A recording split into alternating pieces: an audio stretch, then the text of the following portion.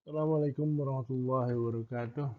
Alhamdulillah kita jumpa lagi dalam mata kuliah Ekonomi Teknik dan Manajemen Industri pada program studi Teknik Mesin Fakultas Teknik Universitas Muhammadiyah Profesor Dr. Hamka.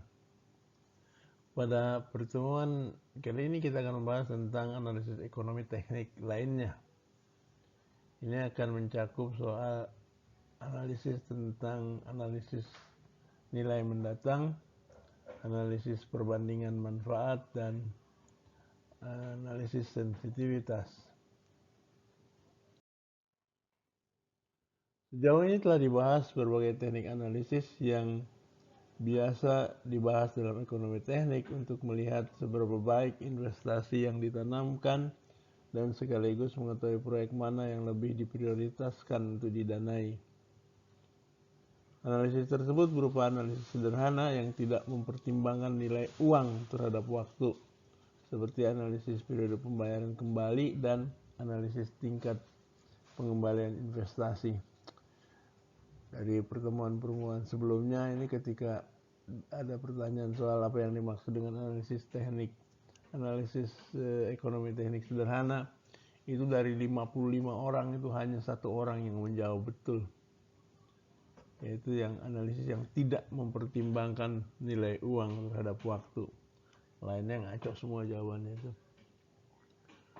Analisis ekonomi teknik lainnya yaitu analisis yang mempertimbangkan nilai uang terhadap waktu, termasuk diantaranya analisis laju pengembalian, rate of return, analisis nilai sekarang, present worth analysis, dan analisis tahunan. Itu kita sudah bahas pada pertemuan-pertemuan sebelumnya. Pada pertemuan ini akan dibahas beberapa teknik analisis yang jarang dipakai, tapi memiliki keunggulan yang sama dengan analisis yang sebelumnya dibahas, yaitu analisis nilai mendatang, analisis perbandingan manfaat biaya, dan analisis sensitivitas. Analisis nilai mendatang. Analisis nilai mendatang atau future worth analysis merupakan kebalikan dari analisis nilai sekarang. Pada analisis ini, semua pengeluaran dan pemasukan yang terjadi di setiap waktu diekuivalensikan ke dalam nilai yang akan datang pada titik waktu tertentu. Tiap alternatif yang ada dibandingkan ke dalam suatu titik waktu mendatang. Contoh, seorang perokok yang berusia 20 tahun mengkonsumsi rokok sebanyak 1 slop atau 10 pak per minggu. Dia bermaksud berhenti merokok dan menabungkan uangnya. Untuk menguatkan niatnya, ia mencoba memperkirakan berapa besar jumlah tabungannya pada saat ia berumur 65 tahun nanti. Harga rokok 50.000 per slop dan tingkat suku bunga 5% yang dibungakan tiap setengah tahun. Tabungan setengah tahun itu kan 50.000 kali 26 minggu, 1.300.000. Present worth nilai nanti itu adalah annuity dikali FA 2,5%, 90. Kenapa 2,5%? Karena bunga 5% itu per tahun dibungakan tiap setengah tahun, jadi 2,5%. Kemudian 90 itu kan dia umur 20 sampai umur 65 kan 45 tahun. Karena per setengah tahun maka dia 90 per 90 setengah 90 kali setengah tahun. Itu ketemu 1.300.000 kali 329,2 sama dengan 427.960.000. Ya, itu gede juga itu segitu, 160.000. Contoh lain, Budi berniat membeli mobil bekas. Terdapat dua pilihan sebagai berikut. Satu adalah mobil buatan Jepang seharga 89 juta dengan biaya bahan bakar Rp1.000 per kilometer, tidak termasuk depresiasi. Berdasar perkiraan, mobil tersebut masih laku dijual 17 juta 10 tahun lagi. Mobil buatan Jerman seharga 100 juta. Biaya bahan bakarnya 1.100 per kilometer. Berapa harga jual mobil Jerman agar kedua pilihan sama menariknya bagi Budi? Asumsikan Budi menggunakan mobil untuk menempuh jarak 12.000 km per tahun dan tingkat suku bunga 8%. Nah, ini kita lihat 89 juta kali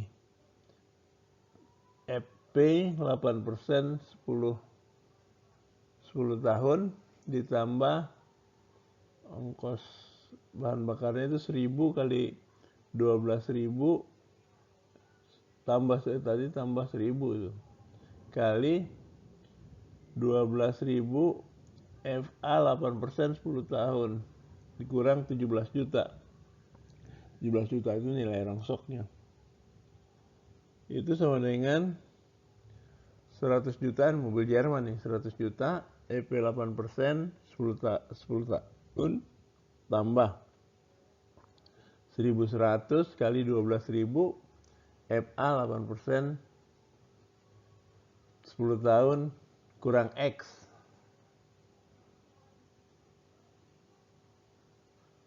Sehingga X-nya itu akan ketemu 11 juta PF 8%. Kenapa 11 juta? 11 juta itu 100 kurang 89. PF 8% 10 tambah 1.200.000 kali FA 8% 10 tahun plus 17 juta. Maka X 11 juta kali 2,1589 plus 1,2 juta kali 14,4866 plus 17 juta. Itu akan nilai X-nya itu akan ketemu 58.131.820.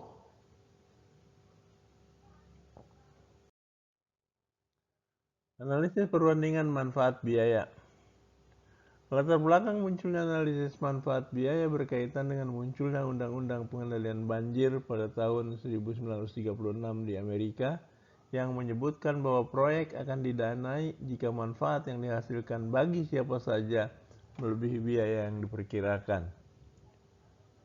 Namun undang-undang tersebut tidak spesifik menyebutkan beberapa hal, misalnya biaya dan keuntungan atau manfaat yang digunakan, metode analisis yang digunakan, suku bunga yang dikenakan, bagaimana membedakan antara biaya dan kerugian. Rasio manfaat biaya. BC rasio adalah rasio antara penerimaan kurang biaya dibagi biaya. Nah, penerimaan itu kurang biaya dulu, baru dibagi biaya. Ketentuan dalam pemilihan investasi berdasarkan pada analisis benefit cost ratio. Jika BC ratio lebih besar dari 1, memilih berinvestasi. Jika BC rasio sama dengan 1, tidak terdapat perbedaan. Jika BC kurang dari 1, lebih baik tidak berinvestasi. Istilah mereka biasanya go dan not go. Tapi ini lebih masuk akal, kayak berinvestasi kalau menguntungkan, tidak berinvestasi kalau merugikan. Kalau nggak untung nggak rugi ya tidak ada, indifferent lah, tidak ada berbeda. Contoh analisis benefit cost ratio. Pembangunan jalan utama yang baru membutuhkan biaya sebesar 100.000 jika dibangun tahun ini, akan memberikan keuntungan sebesar 50.000 per tahun selama 3 tahun. Biaya pemeliharaan diperkirakan 10.000 jika mendapat tingkat bunga 7%. Dapatkah pembangunan jalan dilakukan? Nah, ini soal tadi investasi tidak investasi, go or not go. Persen worth dari biaya, nilai sekarang dari biaya itu adalah 100.000 ditambah 10.000 kali PA 7% 3 tahun, sehingga ketemu 126.240. Sedangkan PW manfaatnya, nilai sekarang dari manfaat, itu adalah 50.000 dikali PA 7% 3 tahun, itu ketemu 131.200. Maka nilai sekarang dari manfaat dibagi nilai sekarang dari biaya, itu ketemu 131.200 dibagi 126.240. Ketemunya 1,04. Itu kan lebih besar dari 1. Ya go sih. Jalan bisa dilakukan. Pembangunan jalan bisa dilakukan karena benefit cost rasionya itu lebih besar dari 1. Itu kesimpulannya. Pembangunan jalan dapat dilakukan. Contoh BC ratio. Lokasi pembuangan sampah baru akan memberikan penghematan bagi warga sebesar 250.000 per tahun. Namun suatu studi memperkirakan bahwa ada beberapa kerugian seperti lalu lintas truk, kebisingan, dan bau tidak sedap yang diperkirakan nilainya 120.000 per tahun. Pembangunan instalasi tersebut, pembuangan sampah maksudnya, membutuhkan dana sebesar 2,4 juta. 2.400.000 dan akan bertahan selama 40 tahun. Tingkat bunga 6% per tahun. Maka equivalent annuity worth untuk biaya 2.400.000 dikali AP 6% 40 tahun. Itu ketemu angkanya 159.600. Equivalent annuity worth untuk manfaat itu 250.000 dikurang 120.000 dari biaya-biaya kebisingan tadi itu 130.000. Maka rasio BC 130.000 dibagi 159.600, 0,81. Simpulannya tolak pembangunan lokasi pembuangan sampah tersebut. Analisis benefit cost ratio dapat digunakan untuk membandingkan proyek-proyek, yaitu memilih yang terbaik dari sekumpulan alternatif. Namun begitu harus digunakan analisis selisih. Benefit cost ratio dapat dihitung menggunakan PW atau EAW untuk keuntungan, kerugian, dan biaya. Pada suatu MAR tertentu, suatu alternatif akan diterima atau dianggap layak jika memenuhi persamaan berdasarkan analisis ROR berikut. PW manfaat dikurang PW biaya itu lebih besar dari 0. EUAB equivalent uniform annual benefit dikurang equivalent uniform annual cost juga harus positif, harus lebih besar dari 0. Nah, kedua persamaan tersebut dapat ditulis sebagai perbandingan antara manfaat dan biaya sebagai berikut. BC sama dengan PW manfaat dibagi PW biaya, atau sama dengan EUAB dibagi EUAC yang harus lebih besar dari 1. Kriteria dalam analisis benefit cost ratio: untuk input tetap maksimumkan BCR, untuk output tetap maksimumkan BCR juga. Input dan output tidak tetap untuk dua alternatif, hitung delta BCR, yaitu delta B dibagi delta C. Untuk lebih dari dua alternatif digunakan BCR incremental. Contoh analisis BCR, benefit cost ratio maksudnya. Pertimbangkan pilihan mesin terbaik jika tingkat suku bunga 10% dari mesin X dan mesin Y. Mesin X harga awal 200.000, mesin Y harga awal 700.000. Keuntungan mesin X 95.000 per tahun, mesin Y 120.000 per tahun. Nilai sisa atau nilai rongsoknya mesin X 50.000, sedangkan mesin Y 150.000. Umur pakai mesin X 6 tahun, mesin Y 12 tahun. Asumsikan periode analisis 12 tahun sehingga diperoleh cash flow sebagai berikut. Tahun ke-0 mesin X itu minus 200, mesin Y minus 700. Tahun 1 sampai tahun 5 mesin X 95, mesin Y 120. Tahun 6 mesin X itu 95 dikurang 20 ditambah 50. Sedangkan mesin Y masih 120. Kemudian karena ini 2 kali ya, mesin X itu kan dua periode, maka 7 sampai 11 mesin X itu 95 penerimaannya. Kemudian di tahun ke-12 95 tambah 50 nilai rongsoknya. Lantas mesin Y itu habis di tahun ke-12, jadi nilai tahunan atau penerimaan tahunan di tahun ke-12 itu ditambah nilai rongsoknya 150. Jadi mesin X EUAB-nya 95, EUAC-nya itu adalah 200 dikali AP 10%, 6 dikurang 50 AF 10%, 6, sehingga EUAC-nya 40, maka BCR-nya untuk mesin X itu 95 per 40, 2,375. Sedangkan mesin Y EUAB-nya 120, EUAC-nya 700, AP 10%, 6 kurang 150 AF 10%, 6 itu 96. Maka BCR untuk mesin Y itu 120 per 96 atau 1,250. Delta mesin Y dikurang mesin X, delta B itu 120 kurang 95, dan delta C-nya 96 kurang 40, 56.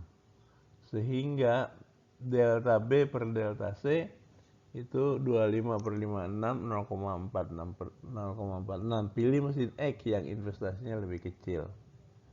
Jadi ketika perhitungan inkrementalnya itu kita pilih yang mana gitu. Tergantung, kalau nilainya lebih kecil dari MAR, kita akan pilih yang investasinya lebih kecil. Analisis benefit cost ratio incremental. Suatu investasi dipilih apabila menguntungkan, yaitu bila IRR lebih besar dari MAR, NPP lebih besar dari 0, dan BC lebih besar dari 1. Jika alternatif lebih dari 1, gunakan metode BC atau metode BC incremental, yaitu perbandingan besarnya manfaat dari beberapa alternatif investasi. Langkah-langkah dalam menggunakan metode BC atau metode BC incremental sebagai berikut. Menggunakan skenario dari investasi terendah ke tertinggi. Menggunakan BC rasio, kemudian hitung BC rasionya. Delta B per delta C harus lebih besar dari 1, pilih investasi yang lebih besar. Kalau kurang dari 1, pilih investasi yang lebih kecil. Ya.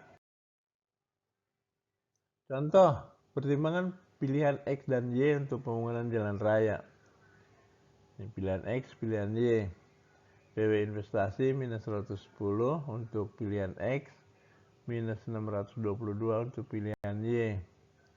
Present worth dari operation and maintenance minus 371 untuk X, minus 233 untuk Y. PW biayanya 2.823 untuk X dan 2.117 untuk Y. Maka PW keuntungan Y kurang X itu sama dengan 0 kurang 2117 dikurang 0 kurang 2823. Kamu itu 706 PW keuntungannya. PW biayanya Y kurang X 622 tambah 233 dikurang 110 tambah 371 ketemu 364. Sehingga BC incremental BC Y kurang X itu 706 dibagi 364 ketemu 1,94. Karena base inkrementalnya lebih besar dari 1, pilih proyek yang investasinya lebih kecil. Yang mana tuh? Ya X. Karena X kan investasinya cuma 110, Y 622. Data yang digunakan dalam analisis ekonomi sebagian besar diperoleh berdasarkan proyeksi atau perkiraan, sehingga ketelitiannya perlu dipertimbangkan pengaruhnya terhadap keputusan yang diambil.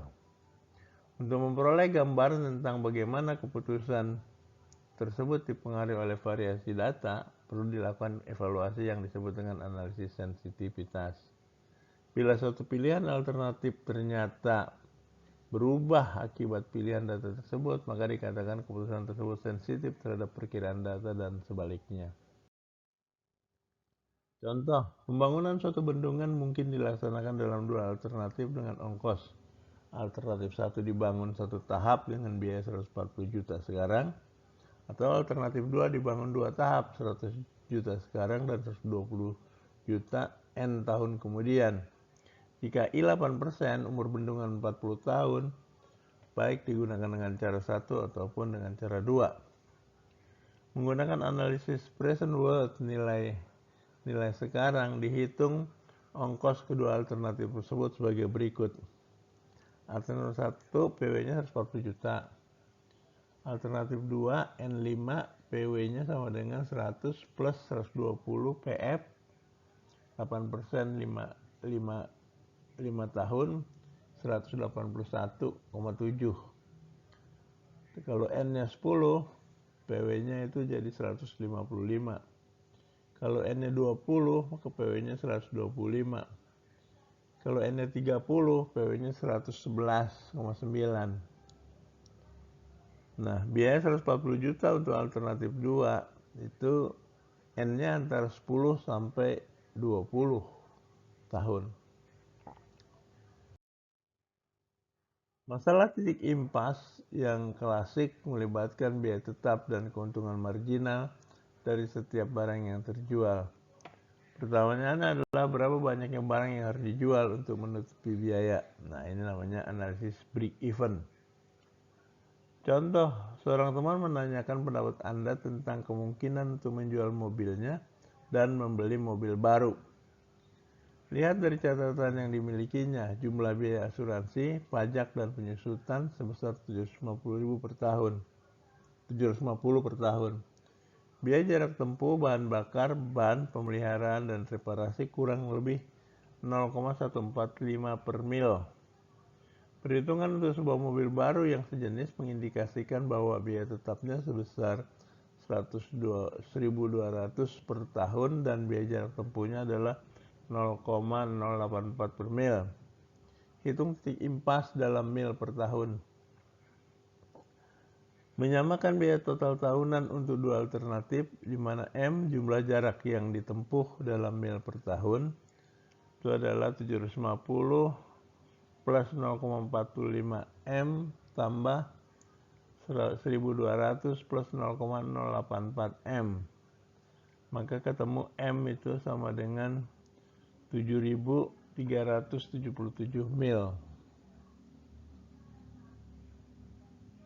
Jadi titik impasnya dalam mil. Jadi titik impasnya itu 7.377 mil. Penutup. Biasanya present worth suatu alternatif investasi dibandingkan dengan present worth alternatif yang lain belum tentu memberikan nilai inkremental yang lebih besar dibandingkan dengan MAR. Jika satu alternatif investasi memiliki net present worth yang lebih besar dibandingkan dengan alternatif yang lain, maka akan dihasilkan kesimpulan yang sama jika dilakukan analisis inkrementalnya, yakni akan terpilih suatu alternatif yang terbaik. Demikian pembahasan kita pada pertemuan ini. Terima kasih. Assalamualaikum warahmatullahi wabarakatuh.